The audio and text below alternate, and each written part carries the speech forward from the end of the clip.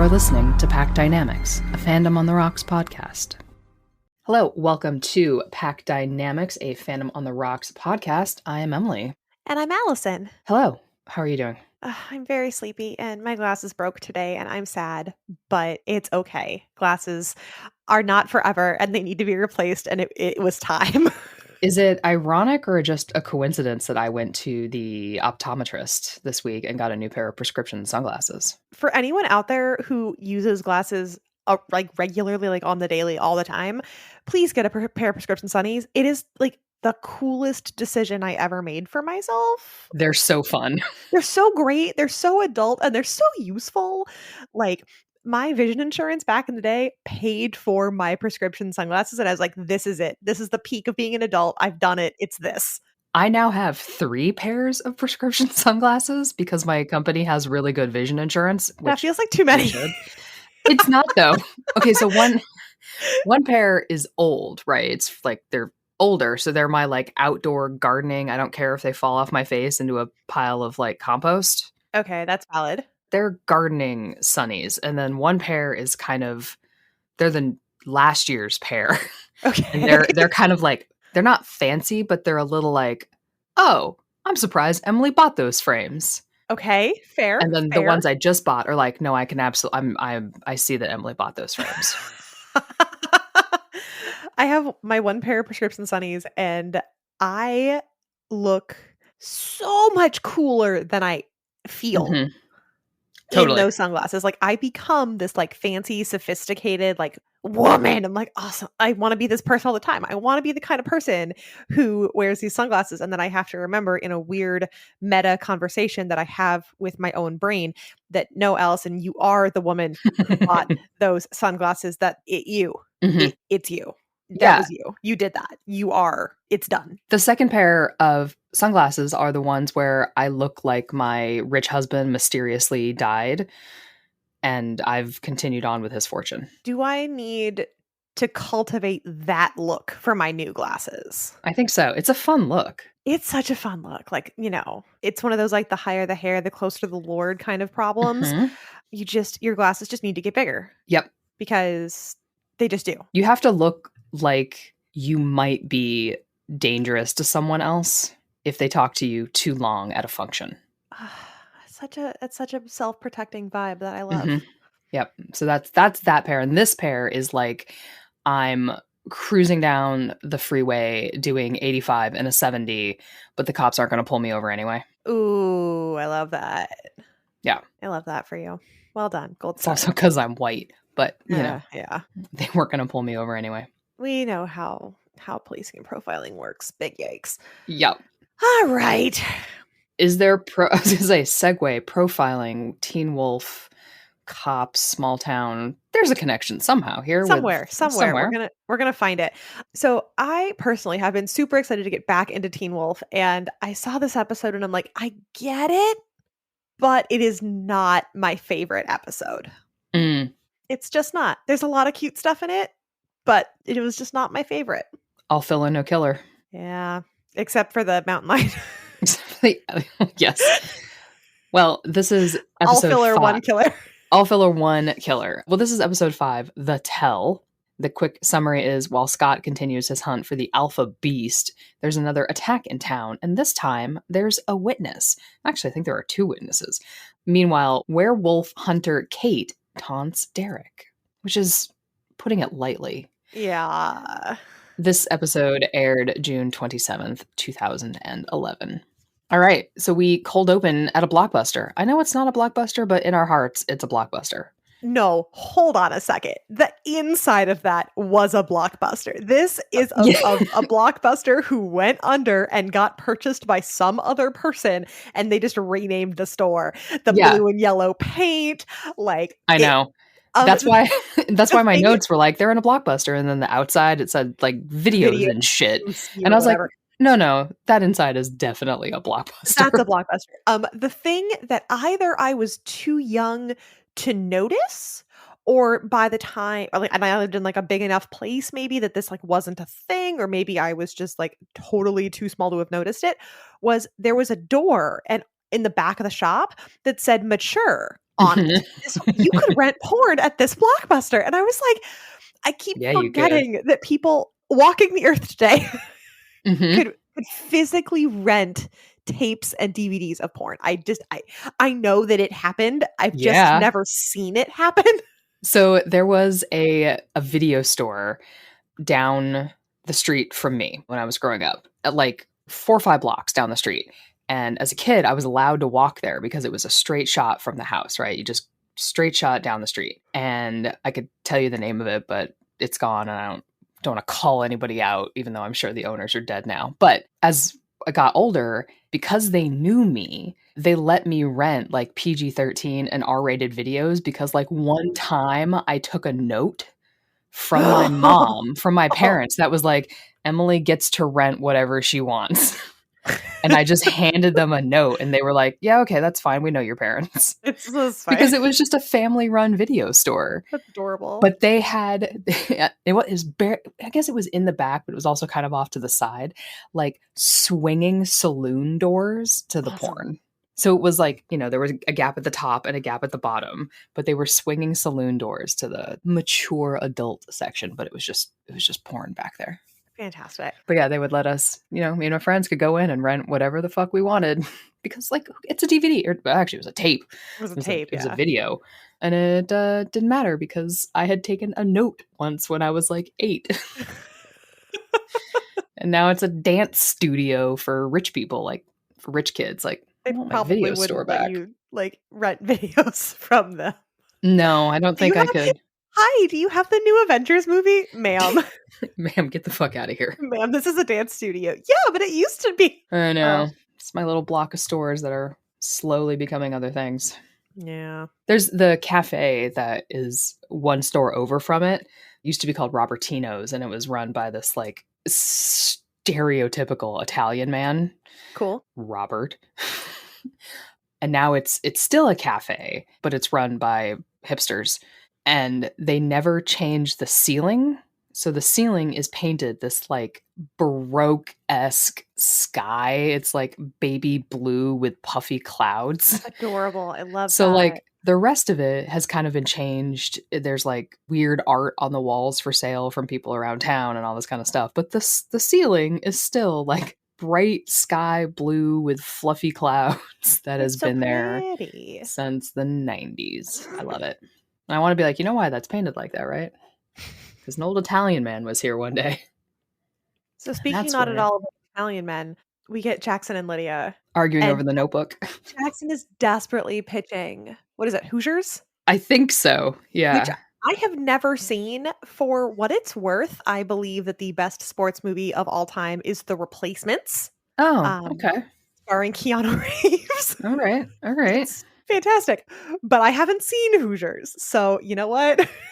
I can't say for sure. Interesting. And in a quintessential will they, won't they 90s teen drama, he has to rent the Notebook. He has to rent the Notebook. So I'm watching this like set and the set decoration, and I'm having this copyright infringement moment.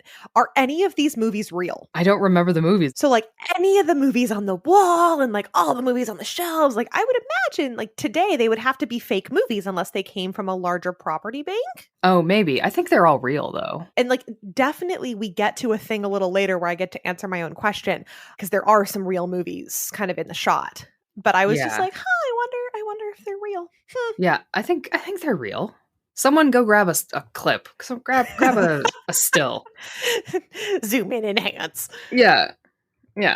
And Jackson is still rocking some serious scars / open wounds on the back of his neck. Poor kid. He hasn't. I don't think he's gotten any Neosporin on those. No, he has not. It's also, I don't know what day of the week this is supposed to be, but there is nobody else in this video store. No, not at all. Which is troubling. And there's also no worker in this video store, and that is because he is dead on the ground. Murder. Do we remember how this guy is related to the rest of the people that were murdered? I don't at this point. I don't either. No. I'm sure that he is related, but I don't remember. Like the bus driver, he's a wage worker, and that means he gets murdered. Bummer. Yeah. Bummer. So, can we please give an enormous shout out to the smartphones of 2011 with Lydia's selfies in the car? She was taking such terrible photos for being so pretty. Those photos were horrendous. And Yeah. like, I want to just give her so many props. I'm like, you're trying your best with the technology that you have. You are trying. Yeah. We are figuring this out as we go along. She Like, was not working her angles. she was not working her angles, but I had some serious flashbacks to 2011 cell phones and the screens and the cameras. I had in college one of the like, remember the chocolate phones? They like slid up and down. Oh, yeah, yeah, yeah. I had the pink one, the strawberry, Yep, yep. because of course I did. And like the screen on that is just it's so small. And I remember like we would try to take pictures on our phones and you would like pull up the picture. You're like, what is that? And, like What yeah. I don't know. I think I had one of the Motorola flip phones. Mm, Was it a Razor? yeah. I think I had one of the old Razors. The thin ones. Yeah. Yeah. Yeah. And before that, I just had like a brick, one of the bought at at a video store, right? You just bought it at like a Yeah. AT&T or wherever. Y'all. You could change the covers on it. Oh man, you could keep things in the back case. Mm-hmm. Love that. Hell yeah. So Jackson's walking in, he's trying to find the notebook. The store is empty and it's disheveled, and he finds this corpse, and we're like, oh man.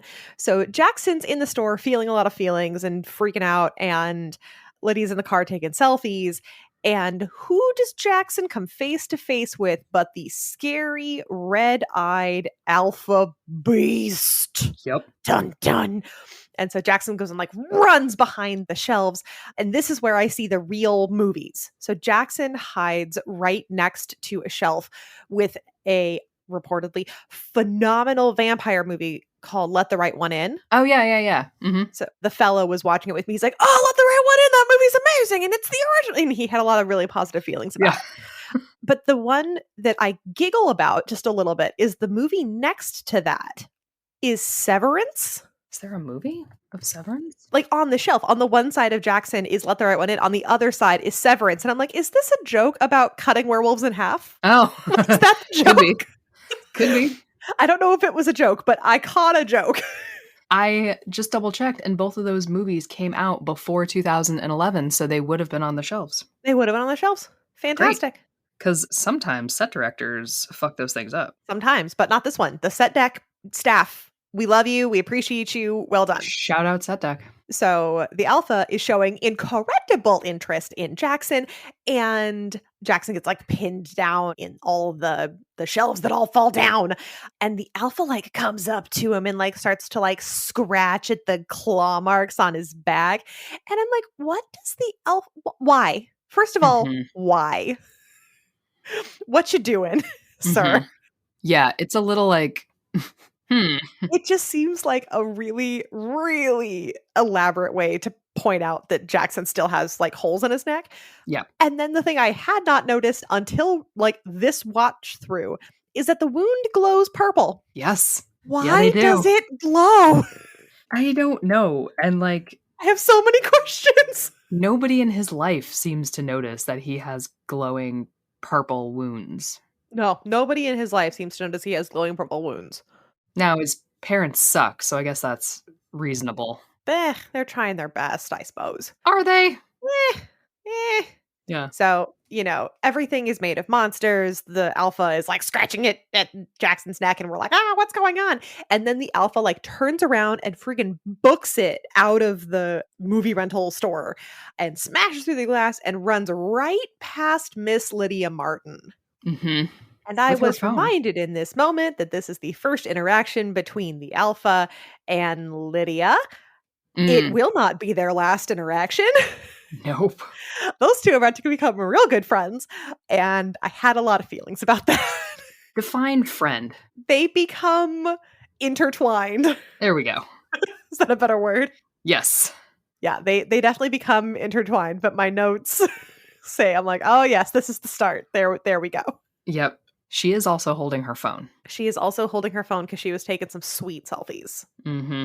Yeah, it's a pretty wild cold open. These aren't really cold. Well, I guess they are cold opens. I keep waffling on that. But yeah, it's a pretty intense opening to the episode, which doesn't necessarily carry through the momentum of the rest of the episode. No, it doesn't. Yeah, we got No. like an alpha and a dead guy and 2 witnesses.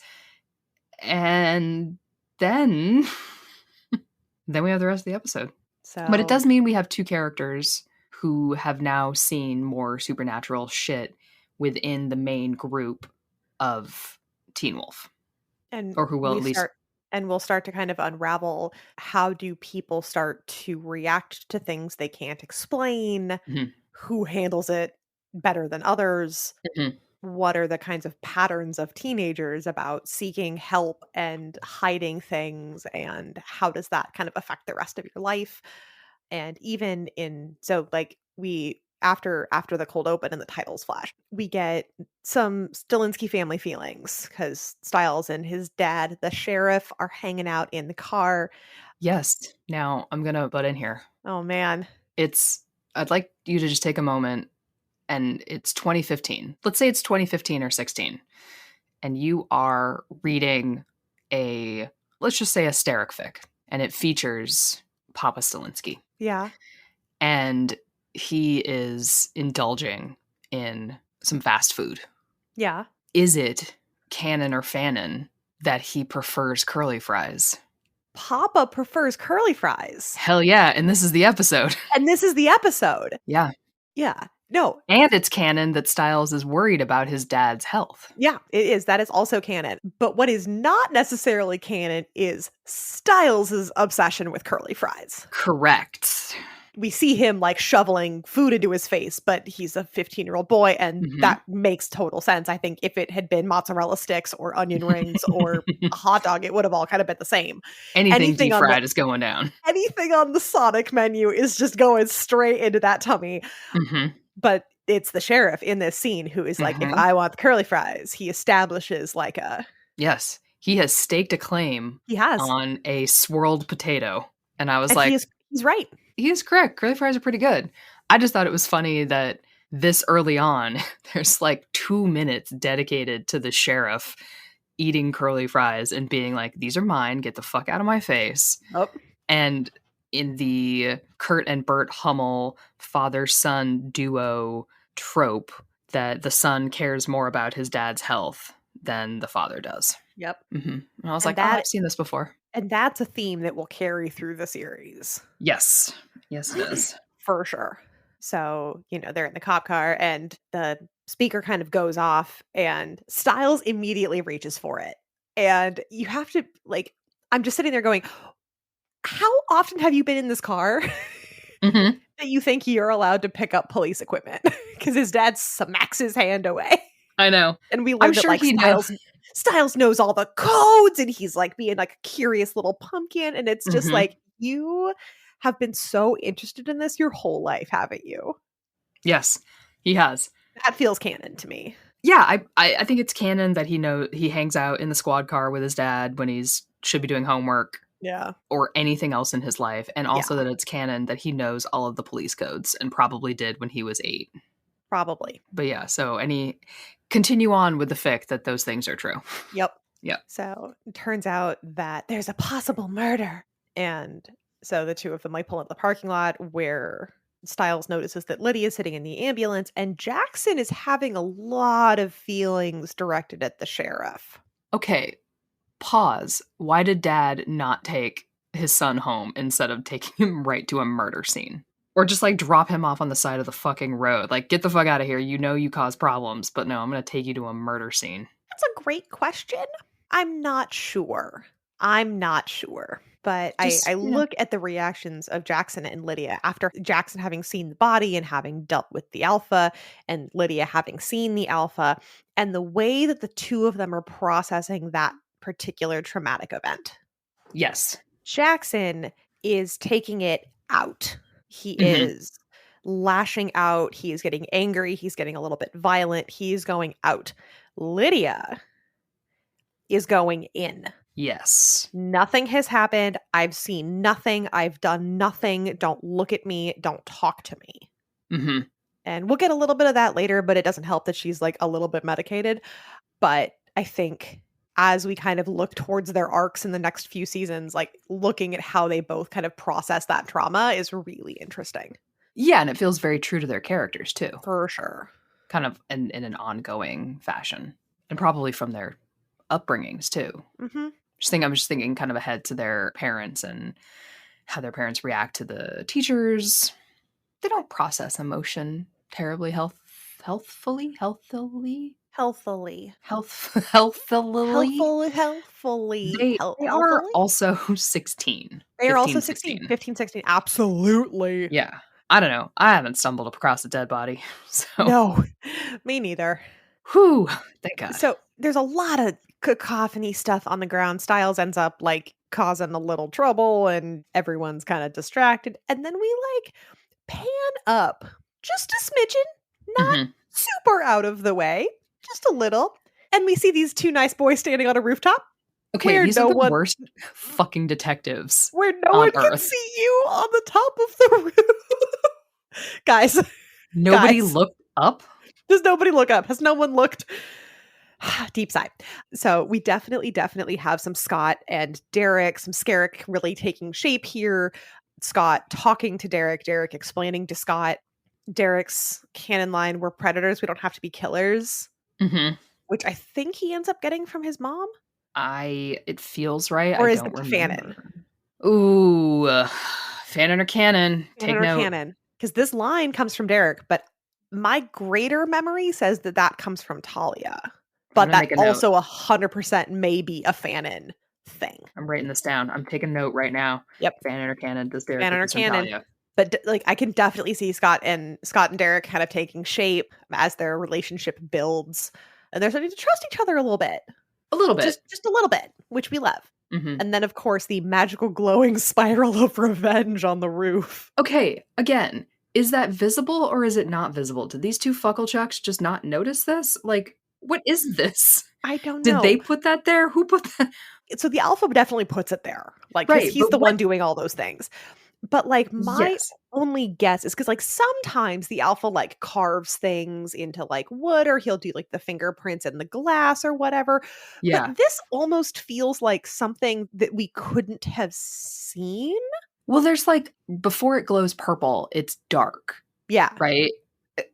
So like, did he just maybe like, pee on the roof? Is that what that was? I don't know. And if he peed on the roof, then obviously they would have been able to tell. You would think. Yeah, that one I was like, okay, they're terrible werewolves if they did not notice this. Like, come on, my dudes. It's very upsetting. But yeah, so they're chillaxing on the roof, talking strategy because they want to find out why he's killing, which is starting to get a little repetitive, I think. Like we know what you don't have to keep telling us that. We know that that's what you want to do. We got. So they go back to the Hale house with my favorite, I think, quote of the episode.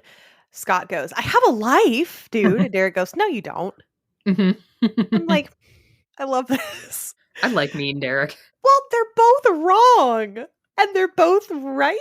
They're just like, because Scott, I saw a post today on the internet that like I keep thinking about when it comes to Scott. He's got the teen side of his life and the wolf side of his life. Mm-hmm. And Derek has always been both. Yeah, they're integrated. Scott is really finding a split between them. And so he's like, I have so much going on. And Derek's like, you have nothing going on because none of it is relevant to what's important. And Scott's like, no. I have a lot of things that are really important to me. They just don't have anything to do with you. Mm-hmm. And it's Scott trying to keep that balance, which for like a high school kid who didn't have supernatural scary things going on is really, really hard. Yeah. And so, the two sides of Derek aren't sides. They just are who he is. They just are who he is. He is both a man and a wolf, like at the same time. And he always has been. Yeah. So he doesn't really, at least his character doesn't really seem to see much of a difference between the two of them. Mm-hmm. So I have another Fanon or Canon. Well, it's not so much Fanon or Canon. It's more like, did the writers write this down for season 2 or nah? Okay. So Derek keeps talking to Scott about like the alpha wants you to kill with him. Or like to become part of his pack. Mm-hmm. Does this like murdering together rite of passage thing like continue? I literally wrote this down too. I was like, does Derek do this with his pack? And I don't think it does. No. I don't think so. No. Don't know where this has come from, but like. No. Yeah. I mean, I don't want to retcon it just for us. Again, I think this could be a season 1 issue where they were like, let's throw some ideas at the wall and see what And sticks. see what sticks. This did not stick because as far as I can recall, and I think you've clearly seen this more than I have because I have not rewatched much. This does not happen again. There is no like, hey, Boyd and Erica, get the fuck out there and do some killing. Murder! Like, no. Nah. Liam, murder! Like, no. Yeah. They are not out there rogue killing with Derek for giggles. No, they're really not. And everyone works really, really hard so that doesn't happen. Right. Like, that scene is a bad thing for everybody. Yes. So I think this is an idea that did not take, and they just pretend never happened. I think so, yeah. And also, think about the pack dynamics. Ding ding. If you're out there trying to build a pack, you've got to be a really bad leader. If you're either like, okay, you have to kill with me or I'm just going to kill you, then you have to keep like rebuilding your numbers. That's not sustainable. That's not sustainable. It's really not. The plot of that did not work out for them, and I think they just dumped it. We could be wrong, and maybe it'll like pop back up again in season 5. And Maybe. I don't think so, though. I don't think so. And another little nugget of wisdom from my firstborn son, Derek Hale, is the pain is what keeps you human. So really talking about the ways that they keep a hold of their humanity and their ability to control the wolf when under stress. Mm-hmm. And not like Derek knows anything about pain, but that text post I read earlier today was talking about Scott really kind of taking this message to heart, and the way that throughout the series, he internalizes so much of the pain and suffering that comes to him. And instead of lashing it out when he could be like attacking things or like killing an enemy or doing whatever, he reflects it back on himself in order to keep control of his own heart, basically. Mm-hmm. And so Scott really takes this lesson. Maybe takes it too seriously. Oh, poor Scott. Yeah. That poor boy needs a hug. He goes through so much. Oh my gosh, they all do. They really do. It's not a great life any of these kids have. No, it's really not.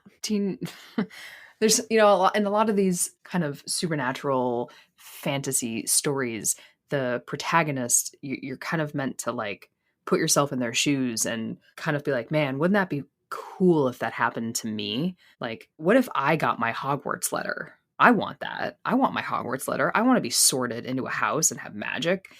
All throughout Teen Wolf, I'm like, don't you fucking dare turn me into a werewolf. Yeah, no, this is all full of monsters. Like, no. I don't want this shit at all. Or even with the Twilight books, like, don't fucking introduce me to these dickbags.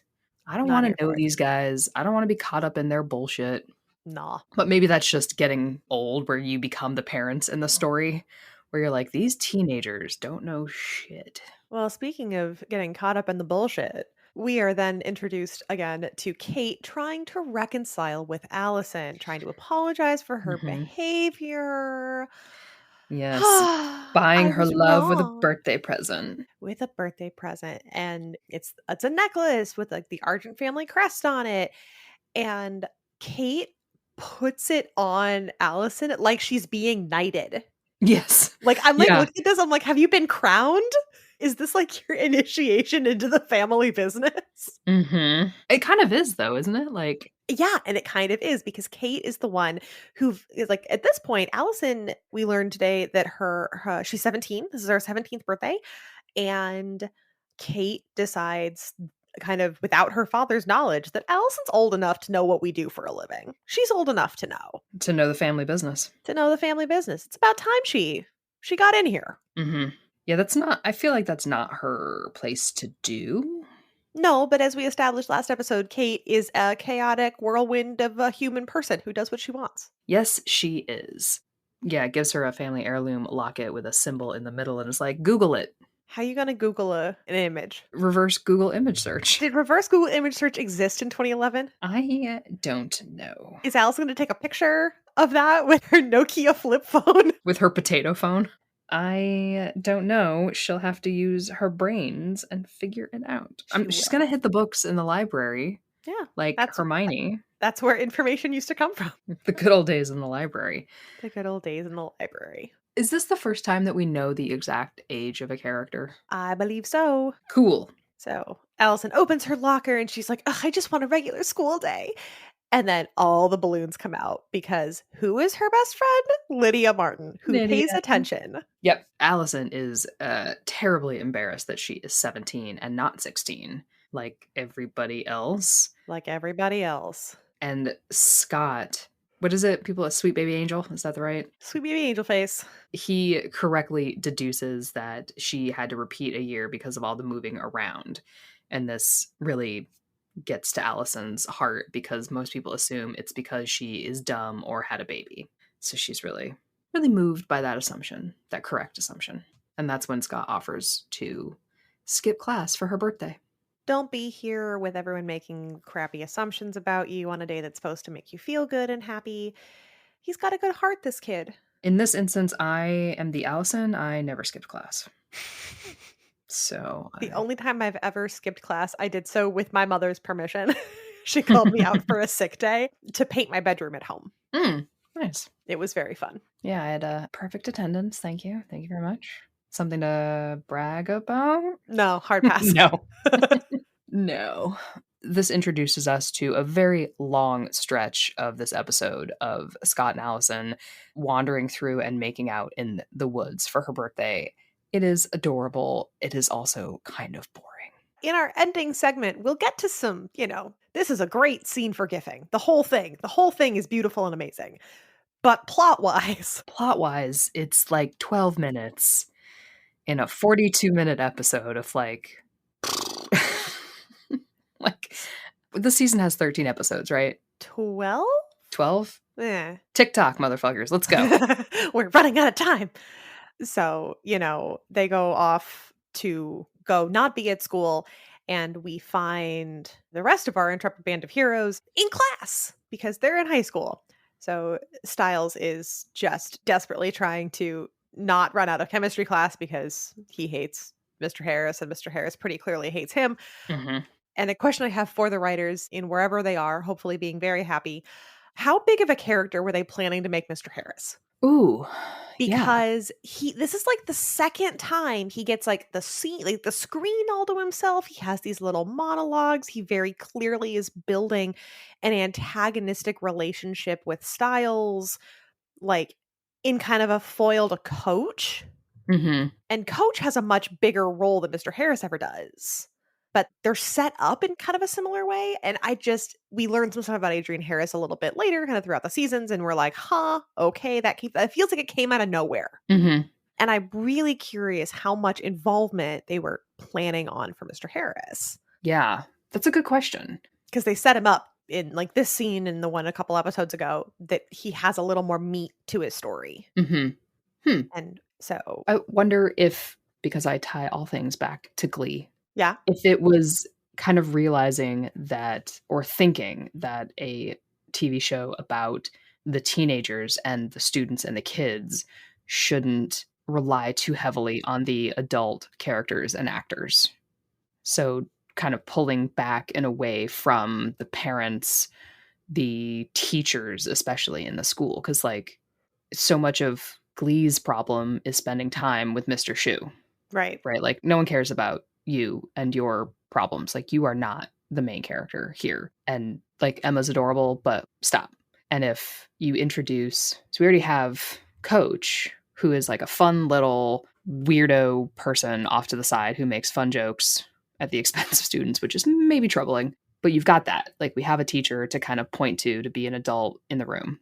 If you've got Mr. Harris, or just Harris, who is the antagonist who starts to get all of his own storylines throughout at least season 1 and 2. I'm sure it's into season 3, right? Yeah, it's into season 3. Then the story really starts shifting away from the teens in Teen Wolf. And maybe they were thinking it was too much with the adults being a focus. I don't know.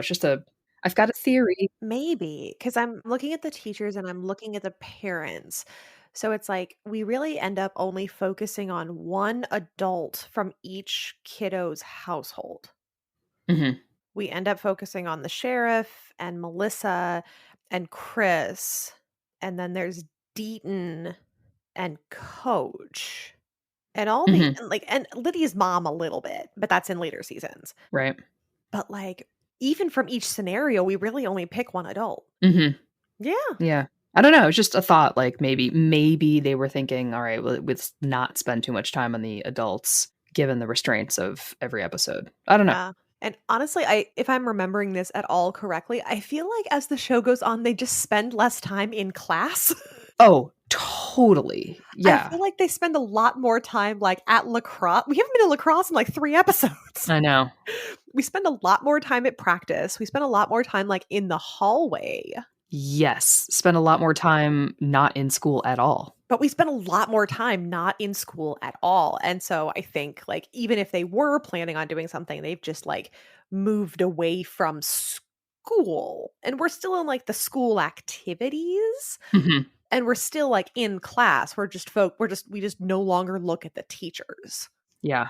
Which, it is always an interesting, I can't think of the right word, all I can think is translation. It's not the right word. But as a show grows and changes and it loses the original setting where it was, like, this is in a school, it's in McKinley, it's in Beacon Hills High, it's wherever it starts, and then suddenly it's not, and you're Suddenly like, it's in New "But York. suddenly it's in New York, suddenly it's in the woods," and you're like, "Okay, but these are still high school seniors who do have to go to class," and if one of the central theses of Teen Wolf is that they're struggling with being a kid, Yeah, with school and friends, well, actually, none of them have friends outside of each other, but right. struggling with trying to graduate and learn things And go on and dates and yeah, you still have to put them in class, like, they have to pass tests, they have to read books, they have to do things that reminds the audience that they are struggling with these 2 sides of the equation, yeah. which is hard to it's hard to accomplish in 42 minutes an episode, it sucks. And it's hard to No doubt. accomplish, like, just as a person. Yeah. Like, I don't think I have ever worked so hard in my academic career, except for that one time in college. I had a semester that I was, like, working pretty much, 30 hours a week and taking a full class load. Hard pass on that. That was hard. That semester was real, real hard. But, like, high school, especially, like, sophomore through senior year, were some of the hardest, most intense years of my life to date. Mhm. Just with the quantity of things I was doing and the amount of brain power it took to do each of those things. Like, I can't even begin to imagine throwing, "You're a werewolf" on top of all of that. Like, oh my Right. god. But we have a very big and exciting and important thing that happens in the chemistry classroom. Jackson comes back and is real, real, real nervous. Harris is trying to support him in the best way that he can. And so Styles knows that he can't go to Jackson. He pokes the chair in front of him and goes to Danny. Yay, Danny. Yay, Danny. We love Danny. And starts asking, like, hey, like, has Jackson told you anything? Like, was Lydia in homeroom? And Danny's trying real hard to be like, first of all, shut up. And second of all, no, he won't tell me what's going on. Lydia wasn't here today. And then he comes in with a question. Bisexual Styles, number 3. Do you Yep. find me attractive? Mhm. Styles. Sir.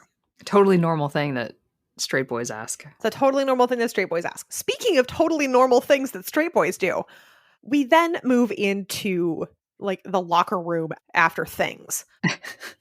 And Jackson is very clearly still traumatized. Yes. And so he, like, thinks that he sees the alpha eyes and he's, like, backing up all scared. And it turns out to be some kid's headphones. And then he turns around to find Derek. Mhm. So you have a scared and shirtless Jackson pressed up against the locker, and then Derek just so close. Yes. This is the Ryan Murphy school of naked boys in a locker room. This is just like, wow. Yeah, my note on this is, why is this so homoerotic? And this is like, and as, people who sit in my steric kingdom of fanfic, this is not the first time that Derek does, this is not the only time that Derek does this. Sure isn't. Derek makes a habit, in fact, out of, like, intimidating mostly, like, boys Yep. a little younger than he is in Yep. this particular way. And it's just like, wow. He's got a kink? I guess. But this is the first time that we start to get the hint and understand that Derek can hear heartbeats. There's like a Yes. dun-dun, dun-dun, dun-dun in the background noise. Yes, he can. He can tell when someone is lying based on their heartbeat. Check the episode title. The Tell. Yep. And so then, Derek doesn't get what he's looking for and then leaves, and Jackson's still feeling a lot of feelings. We immediately jump to Scott and Allison in this beautiful autumn forest. They're so cute. They're so cute. They're so cute. I love them both so much. They are, and it moves zero plot. It moves zero plot, but they are together and soft and cute and supportive and making jokes with each other. And they're just, oh my God, it's so cute. It's so cute. Also, in this moment, let us give a shout out. Allison is in the official Hail Pack leather jacket. Yes. So, congratulations. It's a new member of the pack right now. Kaboom. Mm-hmm. She doesn't know it, but she is. She doesn't know it, but. She is on the wrong side, however. She is slowly getting indoctrinated. We also have a Styles Lydia scene. In their first real interaction. I guess it counts, even though she's never going to remember it. She's completely spaced and basically completely drugged out she's being treated as a stupid, vapid sex kitten. Ma'am. I really hate this scene for her. I really hate this scene. I hate everything about it. I hate it. I hate it. To cope with having seen what she saw at the video store, she is like high on Valium, I'm assuming, or some sort of shit. Something. When Styles shows up at her house to check on her, because he's a good person. He's also super into her, so he's playing a double game here, I think, of wanting to check up on her, but also, I think, wanting to find out what she knows about the Alpha. Yeah, for sure. We do get the great line of, what the hell is the Styles? We do. Love that. Love it, but also it kind of hurts a little bit because she doesn't recognize him. Doesn't know him. We get this kind of intimation from her that she did see something, but she is in fact too high to be able to explain anything to Styles that's of any use. Heartbreakingly, she tells Styles to stay, but it's only because she thinks he's Jackson, and then she passes out. A lot of shots here in the boob zone. It's very uncomfortable, and I hate it. She's in like the shortest of nighties. Like her parents couldn't even just put her in some sweatpants. Like, what the fuck? Yeah, it's a whole thing. One of the things I really appreciated in her little, I saw monologue in that little space, there's a little bit of a hint that she might be really good at being spooky. Mm-hmm. Just with the way that her face kind of goes a little slack and her eyes kind of go a little slack in the way she moves around. She proves kind of in this moment that if that's a direction they want to go, she can do it. Yep. And I really appreciate that for her. So at one point, Allison, who's in the forest, is texting Lydia. So Lydia's phone lights up and makes a little noise. So Styles picks up her phone. And because I guess Lydia has been watching this video all night of the scary alpha beast or whatever, Styles plays the video on her phone and sees the capture of the alpha jumping out of the window of the video store. Mm-hmm. Speaking of first encounters, this is the first encounter between Styles and the alpha. Not the last. Not the last. Not the last. So Styles went to go support Lydia, sorta, and comes away with evidence. But what is he going to do with that evidence? Is he going to make a good choice? I don't know. He makes decent choices. Yeah. Speaking of decent choices. Yes. Is this Kate in the Hale house? It's just Kate in the Hale house. Kate gets some friends and goes to go hunt down Derek. What a nice thing to do. I hate her so much. I do in this moment too. I really do. So I do love that he is iconically working out with his pull-ups, shirtless, flashing his tattoo. And the push-ups, I think, are really peak, because it's he's doing push-ups and he's the poof of air out of his nose is blowing dust across the floor, and it's very artistic. And then it's duh, duh, stops cold. I hear someone. Sir. This man should be renovating, and instead he's doing shirtless push-ups. He's just doing shirtless pull-ups. How is he doing pull-ups when the door frame is burned? Sir. He's also doing the kind of pull-ups where his fingers aren't even hooked fully around the frame. He's got his fingers just in a little crevice, like he's a mountain climber. Sir. Oh my God. Sir. Your grip strength. Jesus. Your grip strength is outstanding, but what are you doing? Whew. So we learn a lot about Kate and the ways she does things and the reasons she does things. Because she's a 'Cause sociopath. she's a sociopath. But one of the guys that's with her makes like a dog joke, and she goes, "Really? A dog joke?" And I'm like, Yeah. "You She won't make a dog she joke. don't like a dog She joke." she will mock the death of his sister to his face. Yeah. That's the line. No dog jokes, but will say how she was brutally hacked to bits to She pull him out of the woods. howled like a bitch when we cut her in half, like, Mhm. "Ma'am!" Mhm. Yeah. Yep. So Derek starts attacking the red shirts, Yeah, they but go down fast. they go down fast, but Kate gets him with the taser stick. She's got a cattle prod. It's like, "Derek, you should know better." 'Cause she's I like, "Oh, know. you were never good with electricity or fire." Like, "Derek, have you done the electricity thing before? Shouldn't you know better?" That does intimate that she has or someone has hit him with this before. Before. When he was what, 13? What the fuck? Oh, that's what my math says. Like, Yeah. oh, yikes. Then she starts like being gross Kate, where she's like, this one grew up in all the right places. I don't know whether to kill it or lick it. Like, Stop it. My notes say Kate being sexual and gross. ugh. Ugh. Ugh. Yeah. So I have talked about this particular Tumblr post before, and I'm going to talk about it now. And I cannot for the life of me remember who it was. So if it was you, I love you and thank you. But one of the things that someone has pointed out is a thing that just we think about Derek as being this like big grown adult, grr, but that in reality, he's just a kid. He's a little Mm. bit of an older kid, but he's Mhm. 19, maybe 20, maybe. Yeah. And it's in this scene. So we see a lot of him in the like dark jeans and the big Henleys and the big like shoulders and his leather jacket. In this scene, he is wearing beat up sneakers. Like these are his like old beat up basketball sneakers that he was probably wearing in high school. He's just a baby. He's just a baby. Like every time we are like we're trying to like build him into this like big strong tough guy. I totally know what's happening. I'm totally in control. And when in reality he's just a kid. He is, and he tries so hard. He tries so hard. One of my questions throughout this scene, do we think that Derek has seen Kate since the fire? I don't know. And I also don't know if Kate has seen Derek because she was like, this one grew up. Like, so you haven't This one seen him grew since he up. was 13? So what were you doing to him when he was 13? Yeah, it's a great question. Because Derek's face in this scene has always kind of confused me. Like, why are you just like kind of shaking and staring at her with like big wide eyes? Shouldn't you be angry? Shouldn't you be like whatever? But I don't think he has seen her since the fire. I don't think so either. So it's been 6 years Yeah. since this like specter from his past has shown up. That's the impression I have. Yikes. Big yikes. Mhm.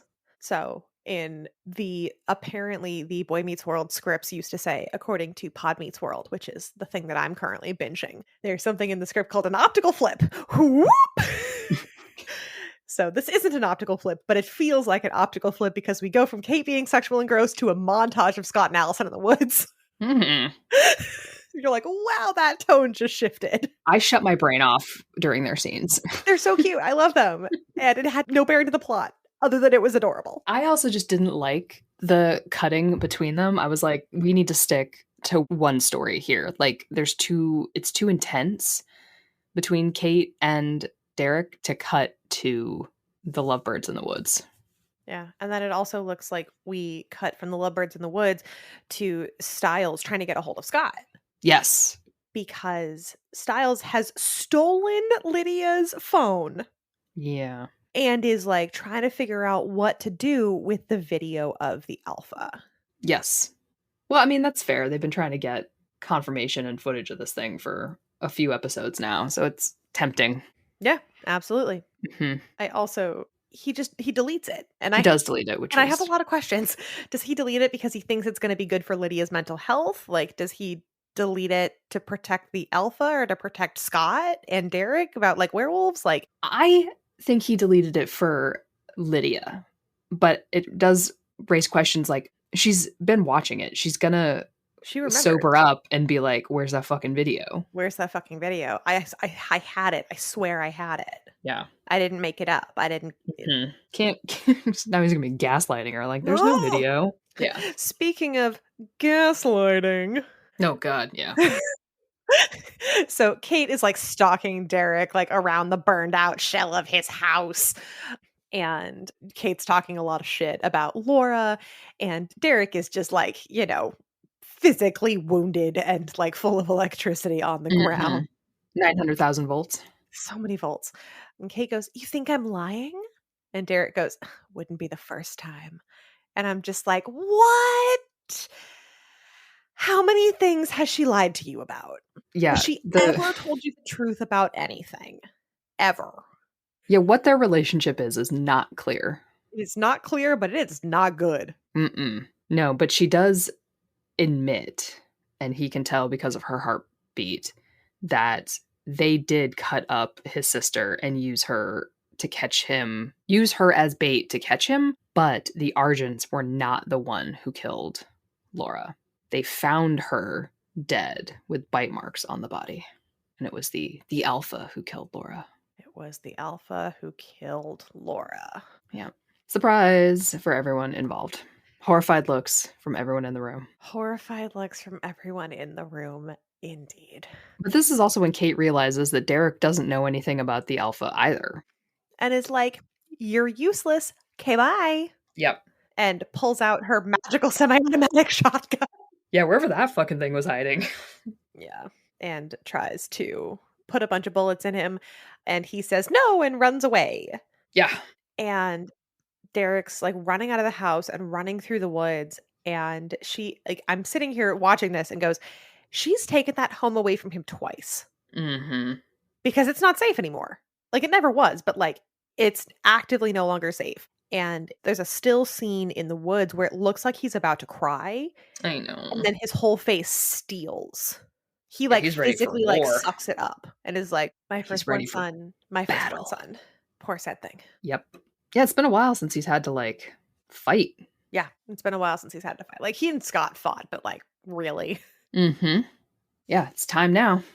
We also have the sheriff visiting Dr. Deaton at the veterinary clinic to show him stills from the video store about the creature. That is clearly not a mountain lion. I think this whole scene is just to prove to the audience that Dr. Deaton is more than what he says he is. And the sheriff is convinced that Deaton knows something. Yes. And Deaton is trying to run away as fast as he can.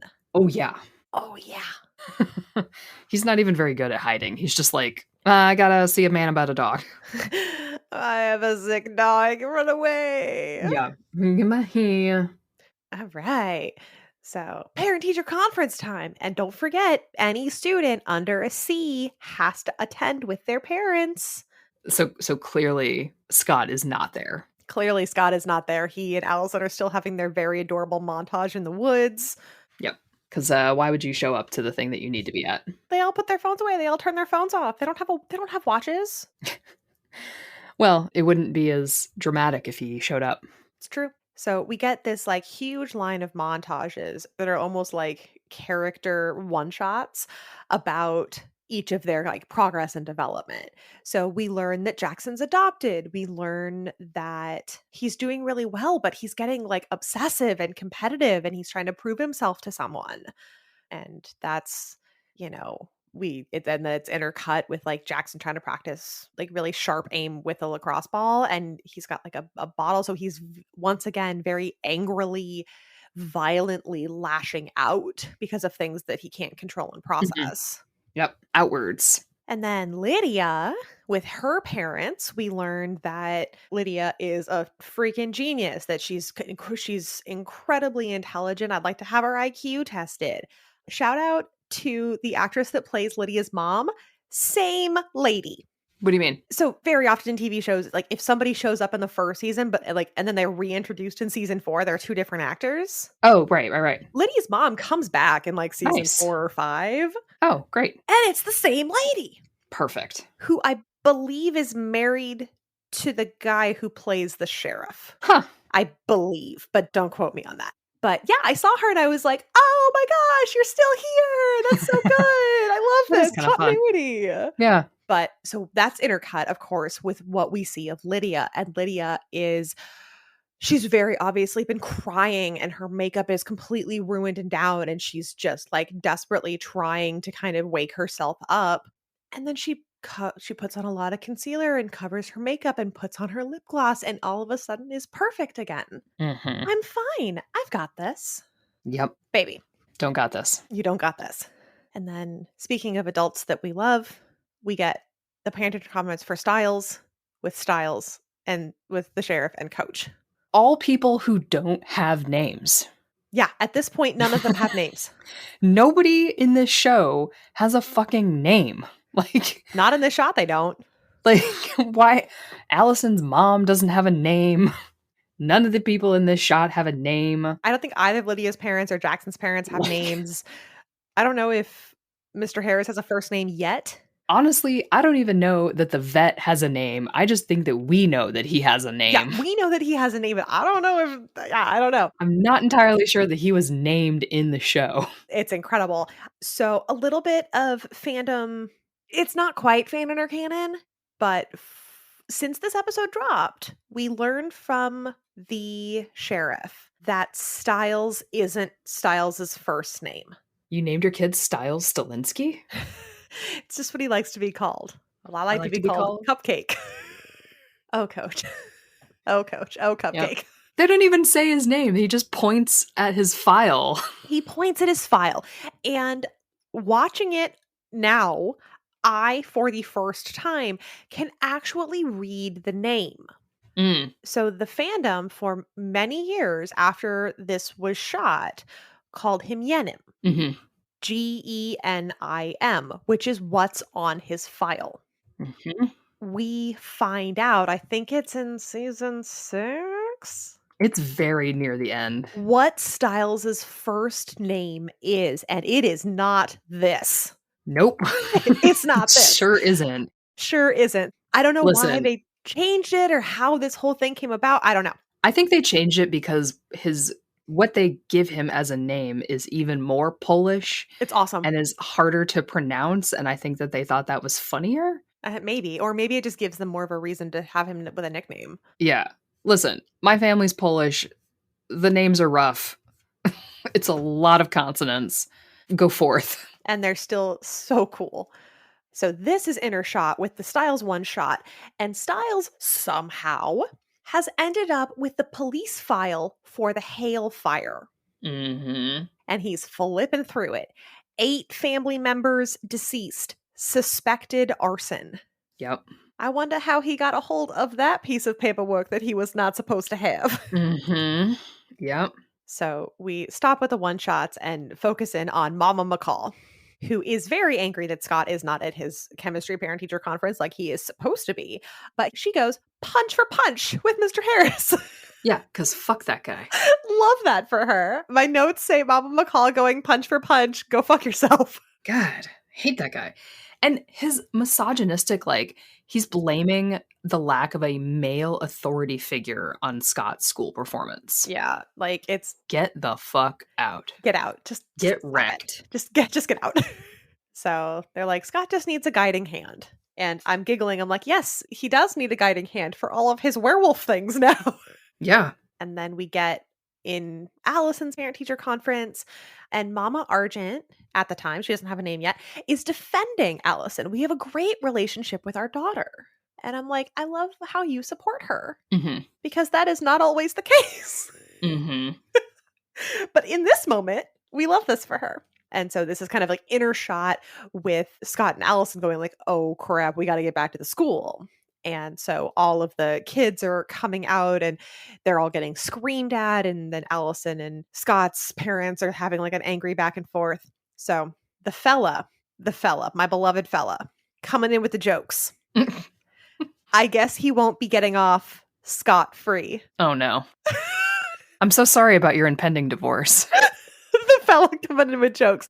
So for those of you who have seen the show, the whole damn thing, might I introduce you to Chris Argent and Melissa McCall in this moment fighting enemies to lovers, 200 chapters. Hey, listen, I'm into it. Enemies to lovers starts right here. I'm down. And then something happens in the parking lot. And everyone's screaming and crying and nobody really knows what's going on. And they're running away from a monster. I gotta say, I've seen a mountain lion. These people are like, you guys gotta fucking chill. Yeah. People are acting like their lives are over and they don't know what to do. Like, the sheriff gets hit by a car. Gets backed over. He gets Sir. he gets hit so hard. Yeah. Yeah. Chris Argent pulls a fucking gun in a crowded situation. From his car. Like, my It's cool. God. I just Also, have a gun. I don't know about every state, but I'm pretty sure California, schools are no gun zones. Correct. So this feels like a felony.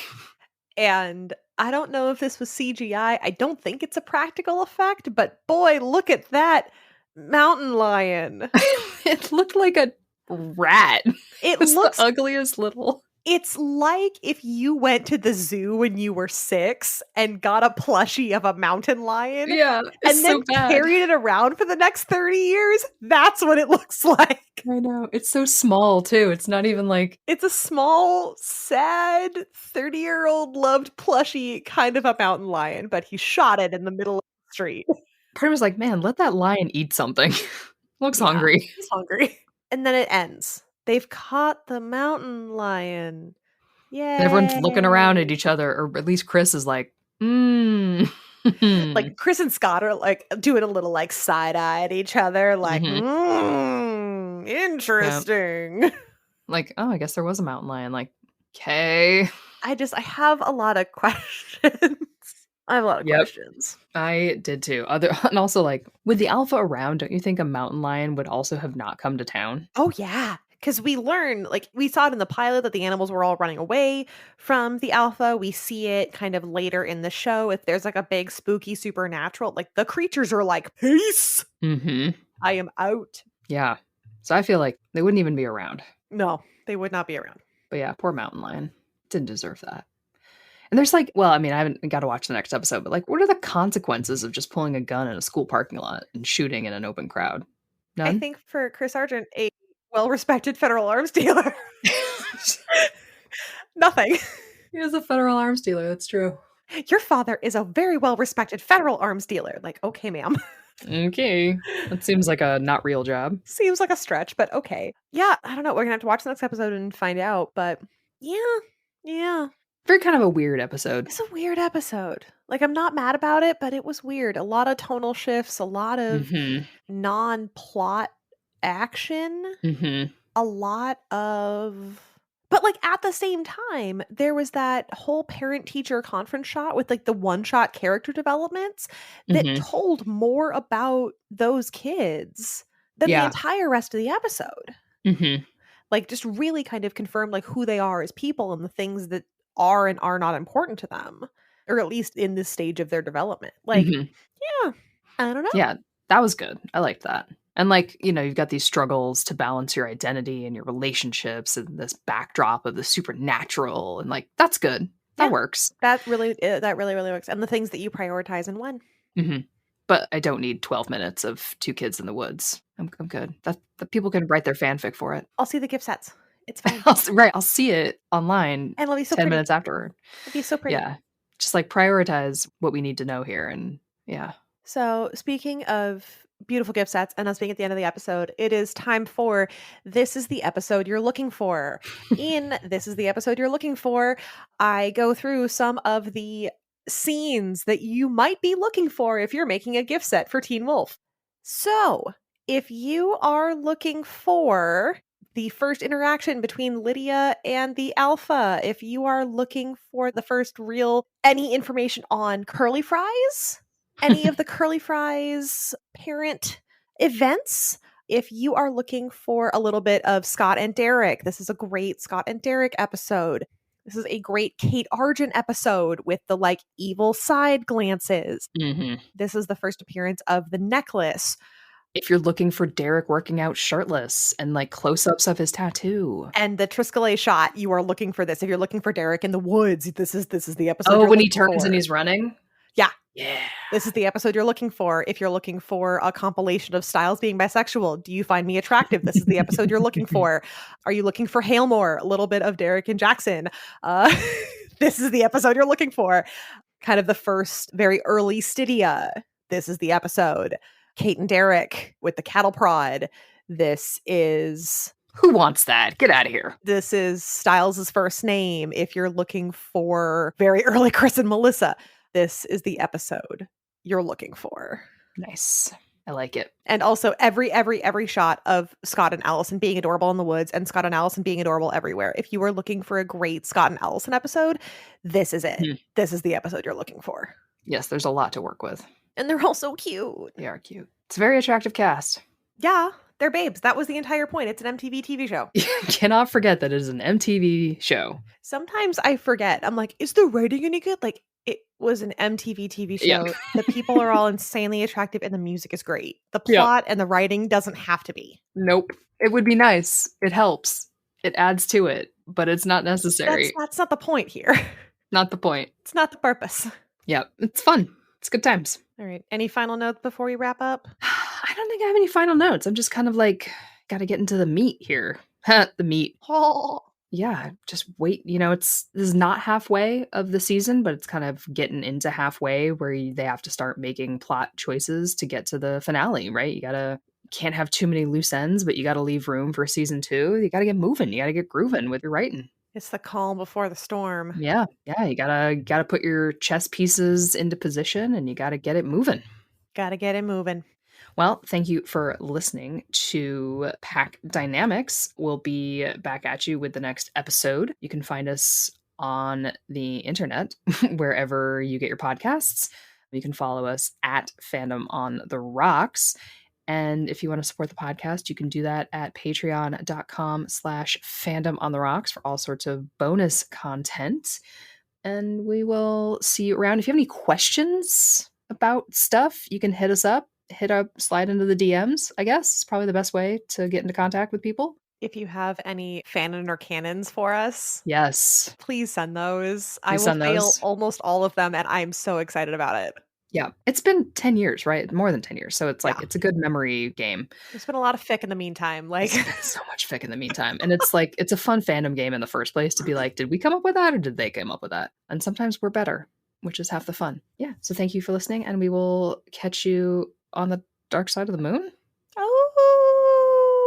You've been listening to Pack Dynamics, a Fandom on the Rocks podcast. For more episodes, subscribe on Apple Podcasts, Spotify, or wherever you get your podcast. You can follow us online at Fandom on the Rocks. If you'd like to support the podcast, you can subscribe to our Patreon account at patreon.com/Fandom on the Rocks. Subscribers get access to ad-free content, exclusive bonus episodes, deep diving into fandom, and more. So until next time, keep your pack close.